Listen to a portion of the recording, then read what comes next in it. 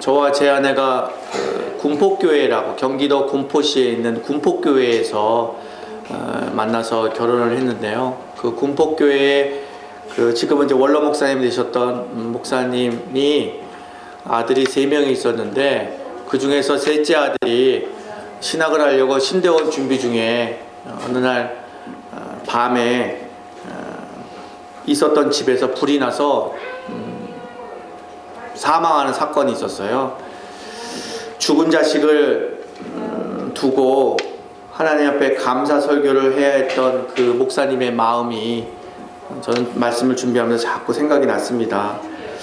목사인 제가 정말 하나님한테 감사하면서 지금 살고 있는 것인가? 환경, 상황에 따라서 내 마음이 자꾸 바뀌지는 않는가? 나는 불평이 익숙한가? 감사가 익숙한가? 제 스스로를 좀 돌이켜 봤습니다. 성도들은 목사의 설교를 듣고 신앙생활하기보다는 목사의 삶을 보고 은혜도 받고, 아, 목사님이 저렇게 사시는 거구나, 저렇게 살아야 되는구나, 그렇게 삶을 보고 사실은 성도들이 은혜를 받지 않습니까? 그래서 과연 저는 정말 감사하면서 살고 있는 것인가? 어렵고 힘들 때는 불평하고 내 마음에 들고 내 생각과 맞으면 감사하고 이렇게 왔다 갔다 하지는 않는지 돌이켜 봅니다. 여러분은 어떠신지 모르겠습니다. 신앙인들이 예수를 믿고 하루하루 살다 보면 무기력함을 느낄 때가 있어요.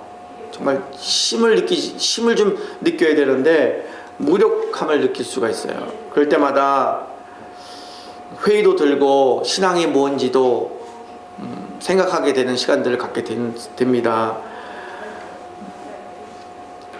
저도 불만이 많았던 사람 중에 한 명이죠. 왜냐하면 제가 베드로처럼 몸으로 일하는 사람이 아니라 머리로 일했던 사람이었기 때문에 모든 일들을 머리로 판단하고 머리로 생각을 했기 때문에 오히려 제 입에서 나가는 말은 불평, 불만이 훨씬 더 많았죠.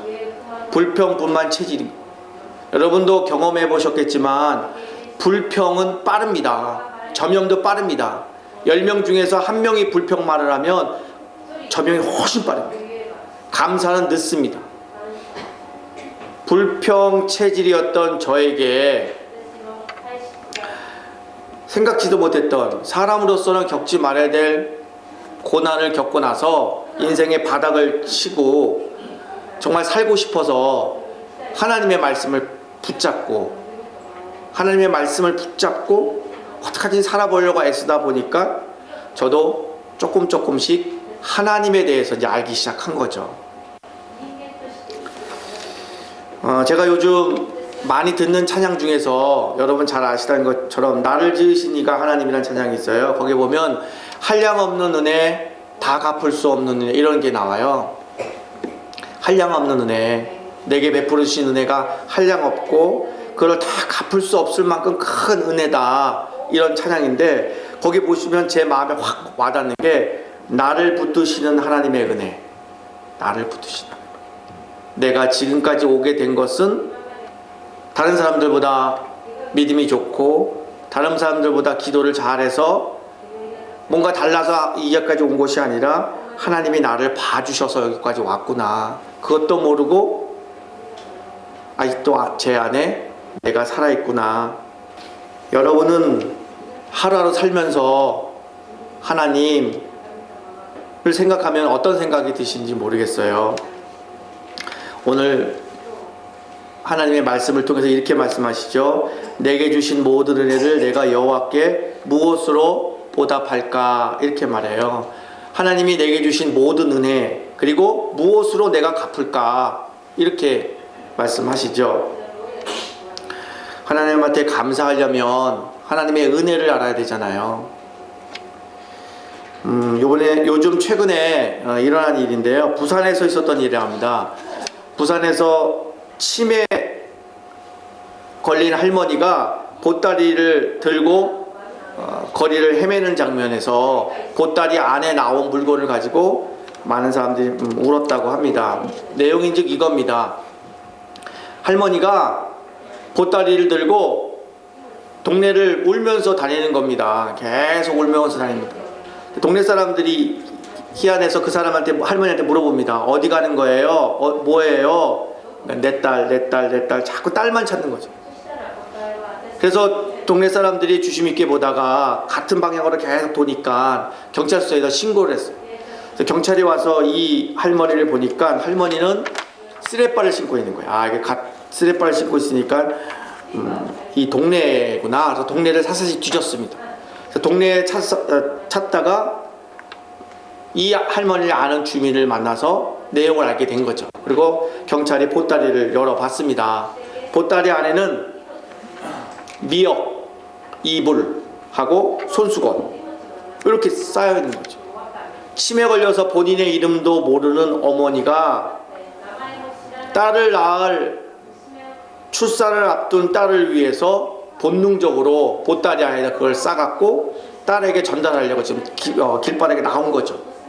길바닥에 나왔는데 치매 걸린 할머니는 방향도 모르고 어디 갈지 모르니까 그냥 계속 같은 방향으로 돌고 있었던 거죠.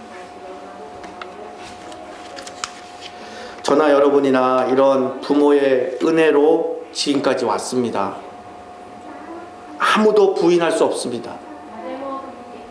부모의 진액을 쪽쪽 빨아먹었던 우리들, 그 은혜로 저희들은 지금까지 왔습니다. 어릴 적에는 아버지가 무능하게 보이지만 커서 보니까 아버지는 정말 머슴처럼 일한 겁니다. 집에 들어와서도 식구들에게 인정 못 받고 땅바닥에 몸이 그냥, 자식들이 돈 달라고 그러면 아버지 지갑에서는 몇 푼 안 되는 그 꼬깃꼬깃한 종잇돈을 아버지의 살점을 주듯이 내어주어서 그 돈을 받아서 우리들이 용돈을 썼던 것입니다. 아무리 힘에 부쳐도, 아무리 작은 체구여도, 축 처진 어깨여도 식구들을 위해서 머슴처럼 힘겹고 서러운 인생을 살았던 아버지들이지 아니겠습니까? 그 모습이 바로 아버지 아니겠습니까? 이렇게 부모의 헌신과 은혜로 저희들이 왔는데, 사실 저희들이 부모에 대한 은혜를 다 알지 못하고 잃어버리고 사는 게 우리들의 모습입니다. 아직도 철이 나지 않는 자식들은 이런 부모 앞에서 부모님은 엄마는 나만 미워해, 아빠는 나만 미워해 투정 부리고 사는 게 우리들 아니겠습니까? 같은 집에서 이렇게 사랑을 주셨던 부모의 은혜도 모르는 우리들이 눈에 보이지 않는 하나님의 은혜를 안다는 것은 너무 어렵습니다. 목사인 저에게도 너무 힘겹습니다. 하나님 정말 감사합니다. 이 말이 제 환경이 좋아지거나 누군가가 저를 인정하거나 누가 저를 위해서 좋은 말 해주면 그게 선뜻 나오지만, 제 마음이 괴롭고 제가 무기력을 느낄 때 감사가 정말 안 나옵니다. 그러면 마음이 너무 더 괴롭습니다. 도대체 나는 어떤 사람이길래, 나는 도대체 어떤 인간이길래 아직도 하나님께 감사함을 진실로 못 드릴까, 정말 힘들었습니다. 하나님의 말씀이기에 전하여야 되기 때문에 감사할 일입니다. 감사의 설교를 얼마나 많이 했겠습니까? 여러분도 얼마나 감사에 대한 설교를 많이 들으셨습니까? 그래, 감사해야 돼. 신앙인들에게 가장 무거운 짐은 감사하라고 하는데 도대체 감사할 수 있는 여건과 환경이 안 만들어지니까 안 나오는 겁니다. 원수 같은 사람이랑 바라보면 감사가 나오겠습니까? 체질이 불만 불평인 이 체질을 갖고 있는데 어떻게 감사의 찬양이 나오겠습니까? 나올 수가 없습니다. 없습니다. 이게 감사할 일이에요? 이런 얘기를 제가 많이 들었습니다. 목사님, 이건 코미디가 아닙니까? 이게 감사할 일이에요?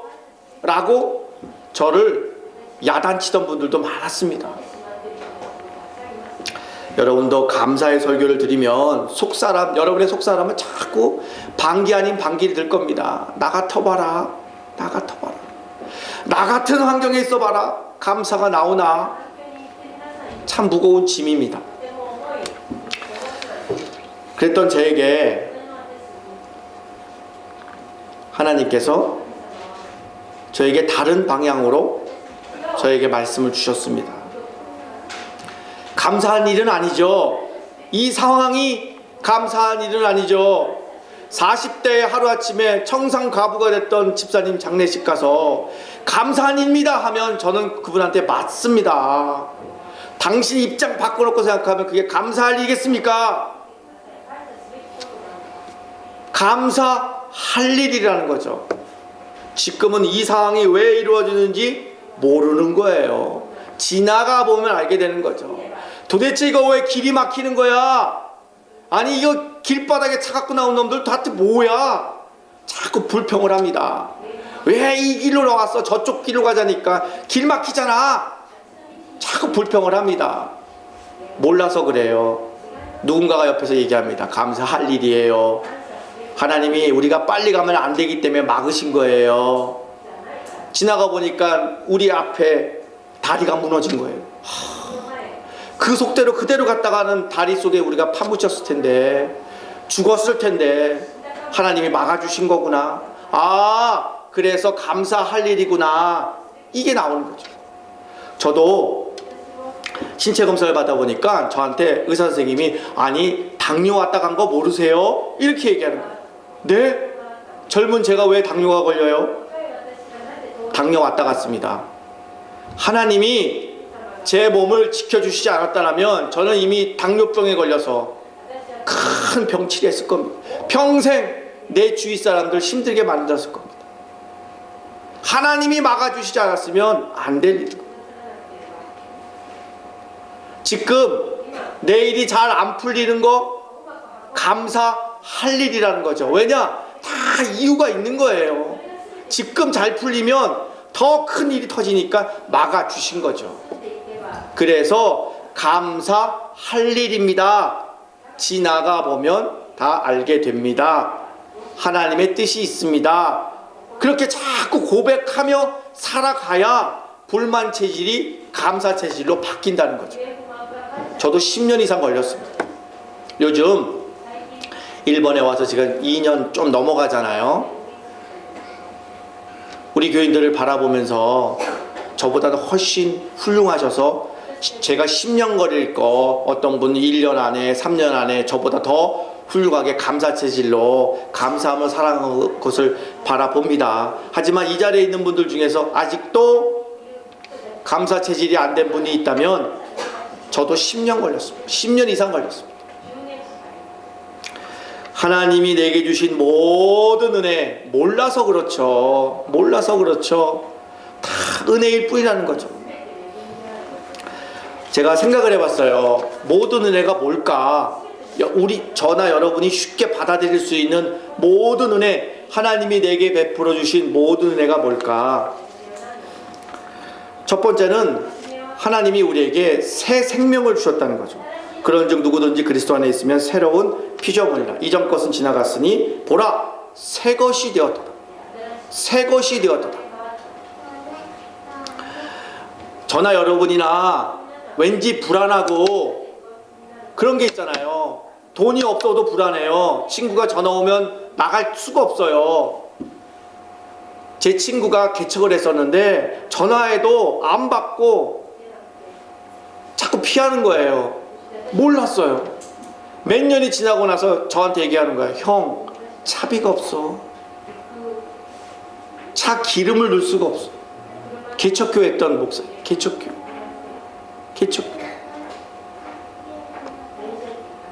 몰랐어요. 사람들마다 잘 안 돼도 불안해요. 하지만 너무 잘 돼도 더 불안해요.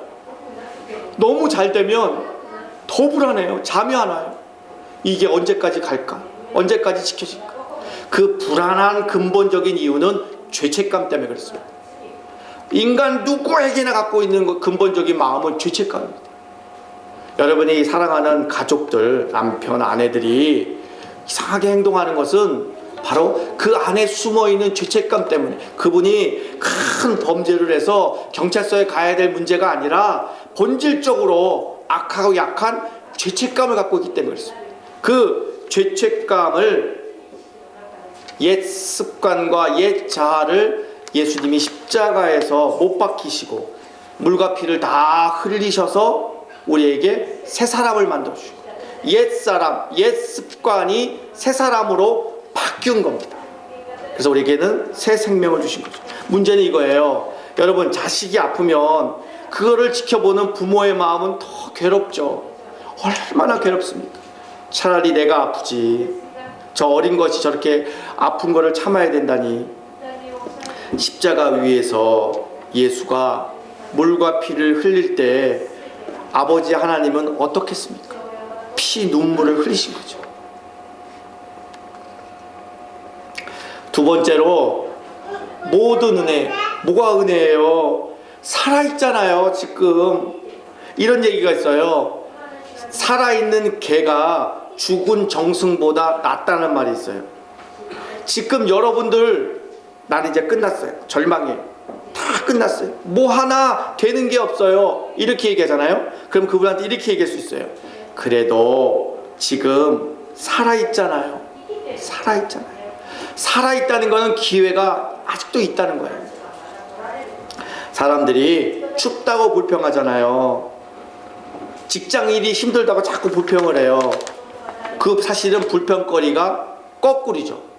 감사할 일인 거 아니겠습니까? 감사할 일. 추위는 왜 느껴요? 살아있으니까 느끼죠. 살아있으니까 추위를 느끼는 겁니다. 지금 우리에게 생명이 있고 살아있다는 것은 뭔가 기회가 있는 겁니다. 어긋난 것을 바로잡을 수 있고 잘못된 것을 다시 할 수 있는 기회가 있다는 거죠. 아무리 여러분들에게 힘겨운 역경과 고난이 있다 할지라도 살아있기 때문에 찬스, 기회는 있습니다. 이 생명, 내가 건강한 거, 운동해서 좋은 약 먹어서 늘 무공해를 먹어서 이렇게 내가 생명이 있다는 것 아니라는 것 우리 모두는 알고 있습니다. 내게 생명이 있음은 하나님의 은혜입니다. 생명 감사, 정말 떨리고 두려운 마음입니다. 단 5분 후에도 우리가 어떻게 될지 모르는 우리들 아니겠습니까? 하나님의 손에 잡히지 않으면 우리는 생명이 어떻게 될지 모르는 겁니다. 세 번째, 모든 은혜 중에서 하나님이 우리에게 베풀어 주신 은혜 중에서 바로 하나님이 천국을 우리에게 주셨다는 겁니다. 참 사람이 비참할 때가 마지막 숨을 거둘 때, 정말 눈에는 흰자가 자꾸 돌아가고 숨은 가쁘고, 그리고 살려달라고 주위에 있는 사람들을 물끄러미 바라볼 때 정말 어찌 도와줄 수가 없어서 마음이 너무 아픕니다. 죽어가는 사람은 드디어 벌벌벌 떱니다. 사지가 떱니다. 입에는 침을 흘리고 마지막 가는 그 순간 벌벌 떱니다. 저희 아버지도 떨었습니다. 그 누구도 그 길을 막아줄 수가 없습니다. 그때 그에게 희망이고 소망이고 기쁨이 될 수 있는 유일한 것은 바로 천국 아니겠습니까? 천국은 우리에게도 고향과도 같습니다. 돌아갈 곳이 없는 사람은 참 불행한 거죠. 우리가 이방 땅에서 살면서 그래도 우리에게 위로를 받고 그럴 때마다 문득문득 생각 들 때마다 우리에게 다시 힘을 얻는 거는, 그래 6월달에 돌아가지 7월달에 내가 한국 가지, 간다는 생각 때문에 우리가 마음이 놓이지 않습니까?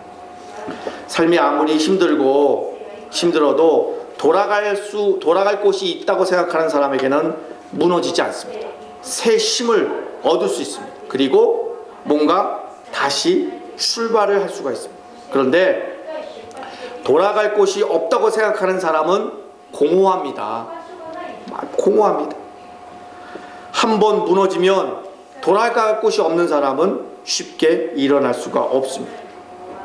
우리에게는 마지막 보루가 바로 천국이죠. 마지막 보루가 있는 사람과 없는 사람은 하늘과 땅 차이죠. 그래서 하나님이 주신 모든 은혜는 바로 제가 생각할 때는 이 세 가지가 아니겠느냐. 그래서 우리가 세상을 살면서 일비하지 않고 조그만 일이 터지면 그냥 가슴 뛰고 불안하지 않고 그 일을 뛰어넘어서 하나님을 바라보면서, 하나님의 은혜를 바라보면서 뭔가 다시 시작할 수 있는 찬스를 붙잡고, 그리고 우리 마음 안에 그래 슬픔도 눈물도 애통도 없는 천국이 있다는 것, 그것이 우리의 마음에 딛고 일어날 수 있는 디딤돌이 될 수가 있다는 것입니다. 정말 약하고 약한 인간이 이 힘든 세상을 살아가면서 뭔가 의지할 곳이 있고 딛고 일어나야 될 곳이 있는데 바로 그것이 하나님의 모든 은혜라는 것이죠. 근데 오늘 본문에 하나님의 은혜를 설명을 하면서 무엇으로 은혜를 보답할꼬 라고 이제 고백을 해요. 여러분, 하나님이 뭐가 없는 분이 아니시잖아요. 부족하시지가 않잖아요. 하나님은 강복자, 세상에 있는 모든 복은 다 갖고 계신 분이 하나님이시잖아요. 복은 하나님으로부터 내려오잖아요. 하나님이 뭐가 부족하겠습니까? 뭐가 부족해서 우리에게 뭘 자꾸 보은하라 더하라라고 말씀하시겠습니까?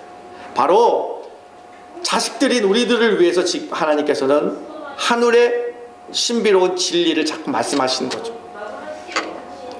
하나님은 아무것도 부족함이 없습니다. 그럼에도 불구하고 한량없는 은혜에 다 갚지는 못하지만 만분의 1이라도 하나님 앞에 보온하는 삶을 산다면 우리가 상상할 수 없는 신비로운 인생, 기적 같은 삶으로 살아갈 수 있기 때문에 우리들에게 자꾸 말씀을 하시는 것이죠. 저는 일본 와서 감동받는 것이, 알면 알수록 감동을 받는 것이, 하나님 앞에 보온한다, 하나님한테 한량없는 내 보온하며 산다, 그 보온이라는 단어가 입으로는 쉽죠. 립서비스, 말로는 쉽지만 삶으로는 사실 어렵습니다. 우리 교인들이 주일날 먼 거리에서 오는 모습들을 바라보면서, 또한 교회를 다니지 않는 일본인 가족들과 같이 사는 분들이 주일날 교회에 오는 모습을 보면서 오늘 본문에 있는 것처럼 무엇으로 하나님께 갚을까? 만분의 1이라도 갚는 우리 성도들을 바라보면서 저는 많은 은혜를 받습니다. 입장을 바꿔놓고 생각하면 나라면 저렇게 했을까? 한두 번은 가능해도 그렇게 수년, 수십 년 동안 먼 거리에서 추우나 더우나 일본인 가족들을 뿌리치고 이 예배당에 나오기까지 그들의 마음은 어떤 마음이었을까? 그런 여러분들이 예배가 11시에 땡 드리는 게 아니라는 걸 좀 아셨으면 좋겠어요. 예배가 11시에 땡 하고 시작을 해서 찬양하고 기도하고 이것만 예배가 아니고, 여러분이 집에서 교회까지 찾아올 때 그 시간들, 거리, 마음, 그 모든 것들이 하나님께서 기쁘게 받아들이는 예배라고 생각하시면 좋겠습니다. 또한 예배당에 오기까지 여러분이 준비하시는 그 시간들이 하나님께 무엇으로 보답할고 거기에 대한 응답이 아닐까라는 생각이 듭니다. 그런 의미에서 볼 때 한국 교회에서는 예배당에 나오는 모습들이 얼마나 쉽게 나옵니까? 집 앞까지 버스가 갑니다. 그리고 그 버스를 타면 교회 앞마당까지 또 데려다 줍니다. 그렇게 쉽게 교회 생활하는 사람들과 이 일본 땅에서 주일날 교회 안 오는 것이 자연스러운 이 땅에서 신앙생활을 하고, 또 먼 거리에서 일부러 몇 번 갈아타고 예배당에 오는 여러분들의 신앙생활과는 사실 다른 내용인 것이죠. 다른 내용인 것이죠. 여러분도 한국에서 또는 중국에서 중국에서 신앙생활 했더라면 아마 이렇게 신앙생활 안 하셨을 겁니다. 우리가 여기서 살면서 나는 도대체 왜 일본에 살아야 되는 것인가? 신앙생활하기가 참 어려운 곳에서 살아야 될 이유를 우리가 조금씩 깨닫게 된다는 것입니다.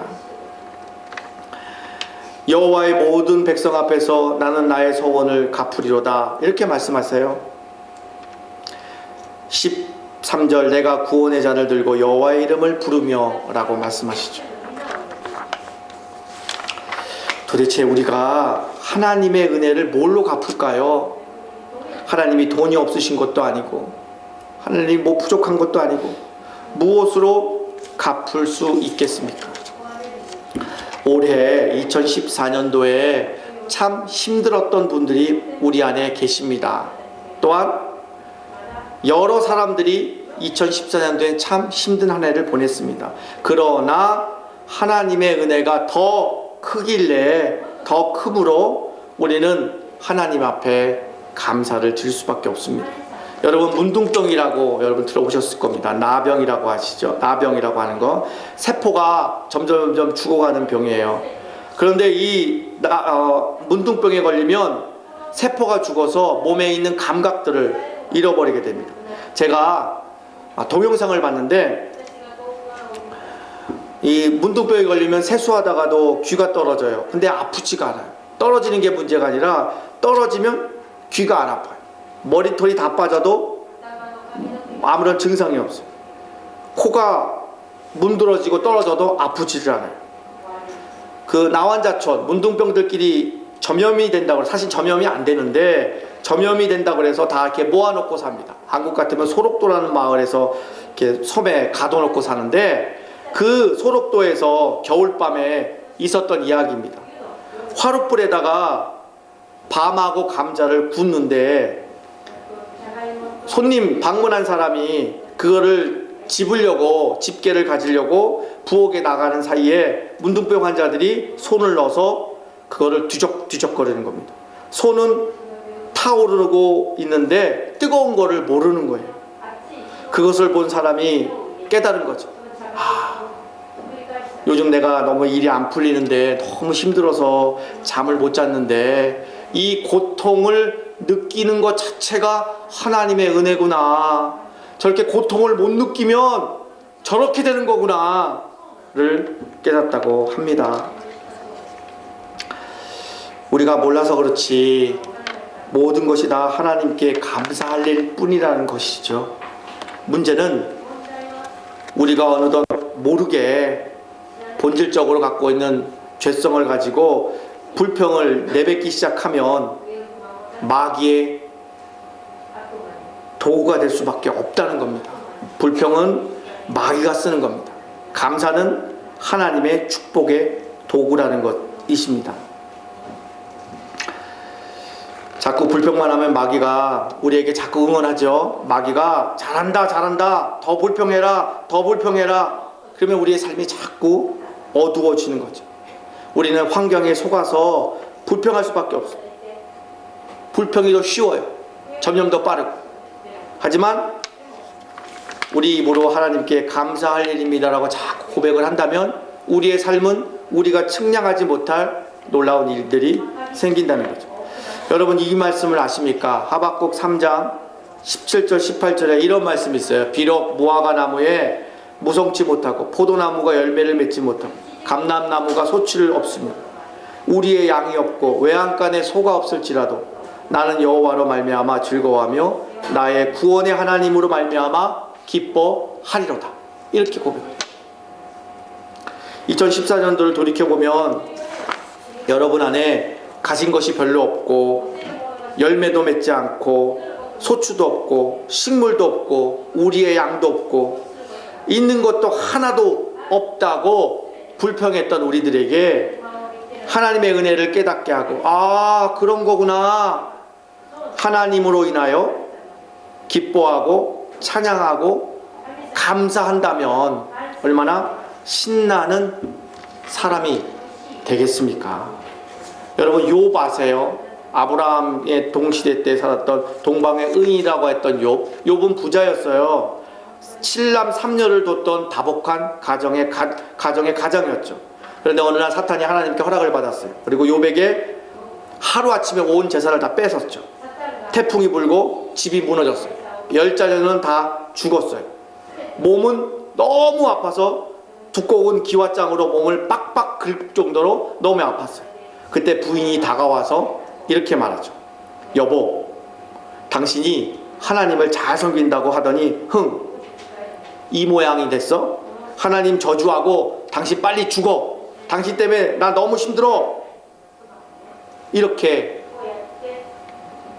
욥의 아내는 남편에게 이렇게 얘기하는 거죠. 친구들은 또 찾아와서 욥에게 이렇게 얘기해요. 야, 너 죄 졌지? 하나님이 죄진 사람 벌 주는데 너가 어떤 죄를 졌길래 이렇게 큰 고통이 오는 거야? 빨리 하나님을 원망하고 하나님을 불평하고 막 이렇게 얘기해. 그때 욥은 욥기서 1장 21절에 이렇게 얘기합니다. 이르되 내가 모태에서 알몸으로 나온즉 또한 알몸으로 그리로 돌아갈 것이다. 주신 자도 여호와여 거두시는 자도 여호와시니 나는 여호와의 이름을 찬송하리로다. 참 우리로서는 쉽게 이해할 수 없는 일입니다. 하지만 하나님을 알면 알수록 이런 고백이 터져 나오는 거죠. 바로 하나님이 한량없는 은혜를 주셨는데 거기에 갚을 수는 없지만 하나님이 원하시는 것은 바로 우리의 입술을 통해서 감사의 고백이, 감사의 찬양이 나오기를 원하시는 것이죠. 그게 바로 하나님이 원하시는 진정한 보온의 삶인 것이죠. 많은 사람들이 물어봐요. 왜 예수를 내가 잘 믿고 있는데 왜 이렇게 인생이 꼬여요? 왜 문제가 많아요? 쉽게 불평하고 불만하고 감사치 못하니까 그런 일이 자꾸 꼬이는 거죠. 불평은 불평을 불러들여요. 어두움은 어두움을 불러들이는 거죠. 그냥 혀를 꽉 깨물고 오늘부터라도 그래요, 감사할 일이에요. 당신을 만나게 된 것도 알고 보니까 감사할 일 뿐이군요. 내가 이렇게 오게 된 것도 다 감사할 일 뿐이군요. 감사는 하늘의 축복을 불러들입니다. 마지막으로요, 여러분, 야구 뉴욕 매츠 팀 있잖아요. 그 팀에 아주 유명한 팀 버크라고 하는 선수가 있어요. 이 선수는 미국에서도 아주 A급 선수였습니다. 근데 이 선수가 갑자기 33세에 야구를 그만둬요. 고액 연봉을 받았는데 갑자기 프로야구 은퇴했어요. 그래서 기자들이 찾아가서 물어봤어요. 아니, 왜 그러십니까? 뭐 몸에 문제가 있습니까? 아니면 야구할 수 없는 무슨 일이 있습니까? 라고 말했을 때 이 선수는 이렇게 얘기해요. 근데 제가 아이들을 길러야 되기 때문에 야구를 더 이상 못합니다. 이렇게 얘기한 거예요. 그러니까 기자들이 애를 키우기 위해서 어떻게 운동을 못하나요? 네, 저는 아이가 5명입니다. 이렇게 얘기한 거예요. 이 사람수에게는 5명의 아이가 있었는데 다 입양했습니다. 그리고 다 장애를 갖고 있는 아이들이었습니다. 물론 크리스찬이었습니다. 그냥 명목상 그리스도인이었는데, 교회만 왔다 갔다 하는 그리스도인이었는데, 첫 아이를 한국에서 큰딸 스테파나라고 하는 한국 아이예요. 그 아이를 입양을 해서 키워보니까 이 선수의 마음 안에 너무 좋아서 또 둘째 아이를 입양하고, 그 둘째 아이를 입양하니까 또 그 아이의 동생을 입양하고, 그렇게 해서 5명을 입양했습니다. 입양하다 보니까 이 사람 마음 안에 이러한 고백이 나온 거죠. 훗날 이 사람이 이렇게 얘기해요. 자기는 아이들이 불쌍해서 그 아이들을 길렀지만 그 아이들이 나의 운명을 바꿔놓았다. 이렇게 얘기해요. 하나님 박제된, 예배당 안에서 박제된 하나님이었던 그 하나님이 이 아이들을 통하여서 내게 다가오셨고, 이 아이들을 통하여서 하나님의 순수함을 내게 보여주셨고, 그리고 이 아이들을 통하여서 감사의 의미를 진정 알게 되었다. 이렇게 고백을 해요. 하나님은 우리에게 정말 많은 것을 다 주셨습니다. 그럼에도 불구하고 주신 것을 감사하지 못하고 안 주신 것을 자꾸 불평하고 불만하다 보니까 자꾸 인생이 꼬인 게 아니겠습니까? 우리 자식들에게 여러분 뭘 가르쳐야 되겠습니까? 미국에서는 아이들에게 첫 번째로 가르치는 단어가 땡큐입니다. 마마, 파파 아닙니다. 땡큐. 감사합니다. 감사합니다. 여러분, 아이들이 불평하고 불만한 것부터 먼저 배운다면 그들의 인생이 앞으로 어떻게 되겠습니까? 불평, 불만은 마귀의 도구입니다. 감사는 하나님의 축복. 아이들에게 일부러라도 여러분이 보여주셔야 됩니다.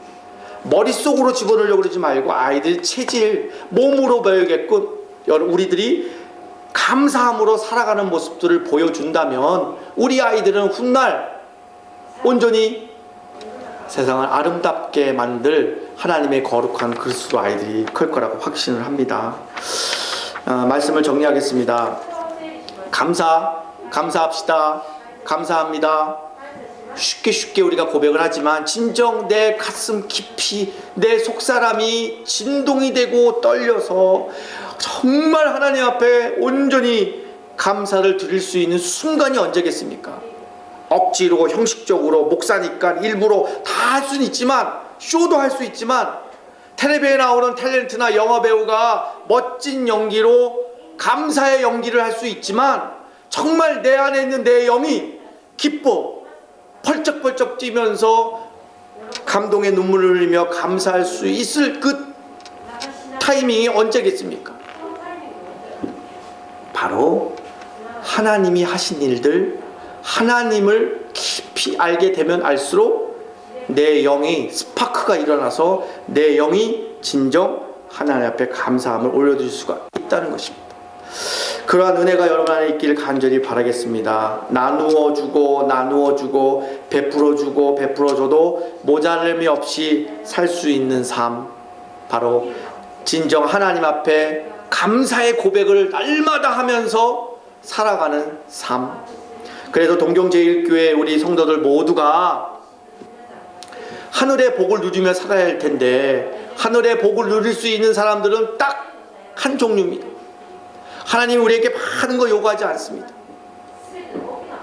어떠한 환경에 어떠한 사람을 만나도 우리 입술을 통하여서 감사의 찬양을 올려드릴 때 감사합니다, 저런 사람 만나게 해서 감사합니다, 이런 것도 감사합니다, 온전히 우리의 입술을 통하여 감사의 찬미가 나올 때, 그때 비로소 하늘이 열려서 우리가 알 수 없는 신비로운 은혜가 우리 가운데 임할 것을 저는 확신합니다. 우리 아버지 당신의 마음이 있는 곳에 우리 찬양하고 우리 같이 조용히 기도하겠습니다. 나의 마음이 아버지의 마음아, 내 모든 성 아버지의 뜻이 될 수 있기를, 나의 몸이 아버지의 마음아, 내 모든 성 뜻이 될 수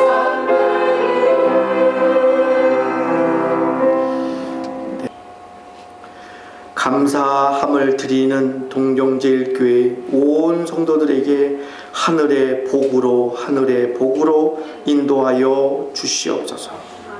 예수 그리스도의 이름으로 간절히 기도드리옵나이다. 아멘.